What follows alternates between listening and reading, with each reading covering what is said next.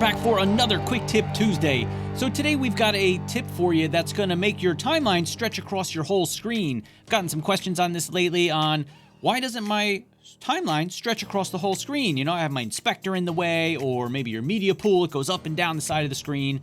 So I'm going to show you a quick, easy one-click button to make your timeline go across the whole screen. So let's jump in Resolve and check it out.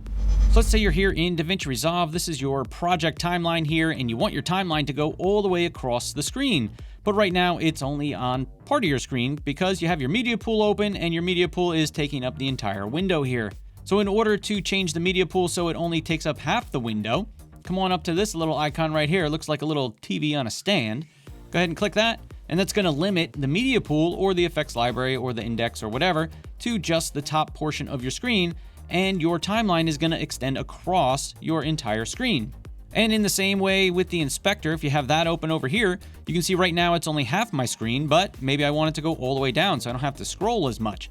Click on this little box with the down arrow, and that's going to send the inspector down the whole side of the screen, and then move your timeline over just a little bit so that there's room for your inspector. Now, if you want your inspector and your media pool to go down the screen all the way, you can just click that icon on both sides, and then you're going to have your media pool or effects library on the left, and on the right, you're going to have your inspector, or if you click your metadata, that'll be half of that, and your mixer always adds on to the side, so you can see if the mixer's on, your timeline gets quite small. But those are the options that you have on changing the view, whether you want your timeline to be the complete width of the screen, or if you want to have your inspector be bigger, or your media pool or your effects library be bigger.